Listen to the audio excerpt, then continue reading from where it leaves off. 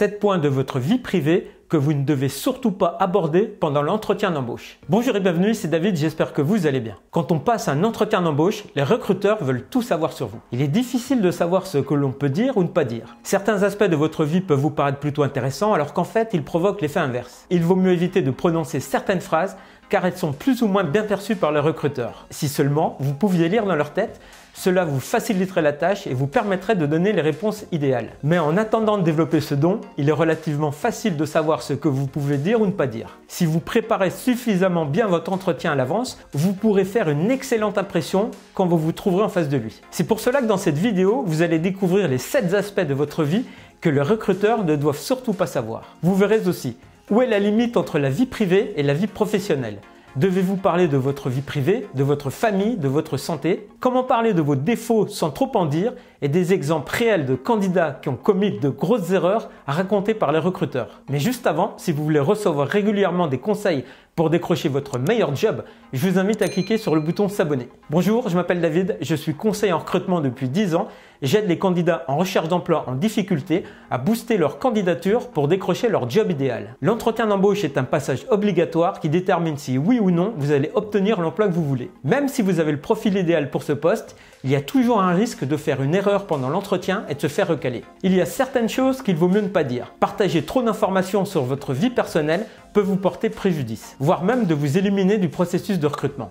Pourtant, la loi est très claire sur ce point. Aucune information d'ordre personnel ne doit être demandée par le recruteur lors d'un entretien. Il y a déjà assez avec les réseaux sociaux pour en savoir énormément sur votre vie. Un conseil d'ailleurs, faites très attention aux réseaux sociaux et au partage que vous pouvez y faire. La majorité des recruteurs font des enquêtes sur les candidats qu'ils reçoivent ou pas. Tout dépend du résultat de l'enquête. Vous devez donc bloquer l'accès à vos pages personnelles aux personnes que vous ne connaissez pas. J'ai lu un article récemment qui parlait d'énormes erreurs commises par des candidats qui avaient raconté un peu trop de détails sur leur vie privée. Je vais vous citer quelques situations réelles vécues par les recruteurs. Voici donc les 7 aspects de votre vie que les recruteurs ne doivent surtout pas savoir. Premier point, ne parlez pas de vos enfants. Je ne doute pas que vos enfants soient vos anges adorés, la prunelle de vos yeux. Mais évitez d'en parler et encore moins de rentrer dans les détails sur leur vie et leurs activités. Cela ne regarde pas le recruteur, votre vie privée doit le rester. Ils peuvent imaginer que cela aura une incidence sur votre organisation pour le futur poste. Donc n'en parlez pas. Et n'oubliez pas ce que dit la loi,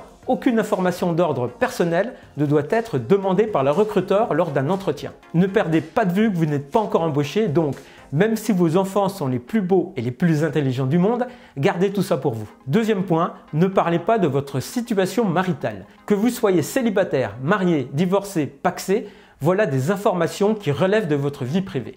Donc, vous n'avez pas à répondre sur ce type de questions. Et de votre côté, n'en parlez pas non plus. Je vous donne un exemple qu'un recruteur a rencontré. Il a reçu un candidat pour un poste de commercial. Le candidat lui a expliqué qu'il avait divorcé, qu'il avait la garde de ses enfants depuis 3 mois et qu'il était débordé. Le pauvre avait l'air abattu et le recruteur était très embarrassé par la situation. Que s'est-il passé à votre avis? Eh bien, le candidat n'a pas été retenu. N'oubliez jamais que vous devez donner envie au recruteur de travailler avec vous. Gardez vos problèmes personnels pour vous, montrez de vous que les côtés positifs. Le mieux, ça reste d'éviter de parler de votre vie privée. Troisième point, ne parlez pas de votre état de santé. Là encore, donner ce type d'infos au recruteur est plutôt malvenu et peut réduire à 0 toutes vos chances d'être sélectionné. Dans l'article que j'ai lu, un recruteur a raconté qu'un candidat lui a dit qu'il avait fait un arrêt cardiaque puis un burn-out. Hors sujet, bien évidemment. Voilà le genre de problème à ne jamais raconter à un recruteur.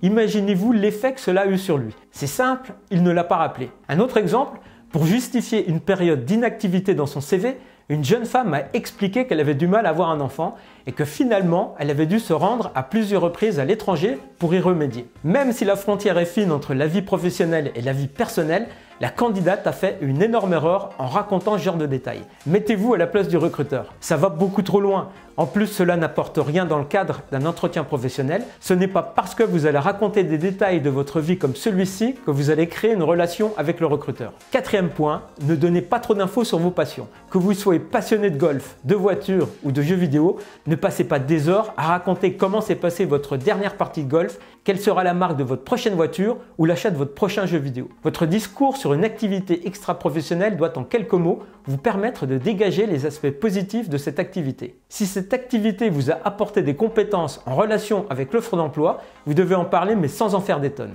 Laissez venir le recruteur, s'il est intéressé, il vous posera des questions. 5e point, ne racontez jamais vos vrais défauts. Alors là, je dois vous avouer, j'ai du mal à me lever le matin, mais autrement, tout est OK. Voilà le genre d'infos dont les recruteurs se seraient bien passés. Pendant l'entretien, ne soyez pas trop honnête non plus. L'objectif est de vous vendre, de donner envie aux employeurs de vous proposer un job, pas de vous dévoiler totalement. Ah oui, aussi un conseil, évitez aussi le fameux défaut « je suis perfectionniste », ça ne marche plus. Tous les candidats l'utilisent. Trouvez-vous un défaut qui ne soit pas trop handicapant. Et derrière, précisez toujours que vous avez travaillé sur ce point ces derniers temps et que vous vous êtes nettement amélioré. 6e point, ne critiquez pas. Quelle que soit la raison pour laquelle vous avez quitté votre dernier emploi, ne soyez pas négatif. Par exemple, ne dites pas que vous n'avez pas pu progresser dans votre précédent emploi parce que votre employeur n'a pas exploité vos qualités et vos compétences. Critiquer son ancien chef, ses anciens collègues, son ancienne entreprise peut être perçu comme de l'aigreur ou de la frustration, alors que les recruteurs recherchent des personnes heureuses et motivées pour travailler. En plus, ils peuvent penser que vous ferez exactement la même chose avec eux. Dans l'article, un recruteur disait que cela prouvait aussi l'incapacité d'un candidat à garder des informations qui peuvent être confidentielles. Ah ben bravo! 7e point, gardez pour vous vos idées politiques ou religieuses. Le recruteur n'a pas à connaître votre vote aux dernières élections. Imaginez-vous si politiquement il était à l'opposé de vous. Que va-t-il se passer? Vous risquez de passer à la trappe. Cela serait dommage de se faire recaler à cause de votre opinion politique. Donc, méfiance. D'ailleurs, pour votre prochain entretien de recrutement, j'ai mis à votre disposition une formation offerte qui s'intitule « Comment répondre aux 10 questions pièges les plus fréquentes d'un entretien d'embauche ». Vous n'avez qu'à laisser simplement votre meilleure adresse mail pour recevoir votre bonus gratuitement. Vous trouverez le lien dans la description de la vidéo. Et autrement, si vous avez des questions, des idées de sujets ou autres, n'hésitez pas à m'en parler dans les commentaires. Et si vous avez aimé, merci par avance de liker, commenter et partager. Ça fait toujours plaisir et ça aide ma chaîne à se développer. Je vous remercie de m'avoir écouté. N'oubliez pas de croire en vous, de ne rien lâcher et d'être professionnel.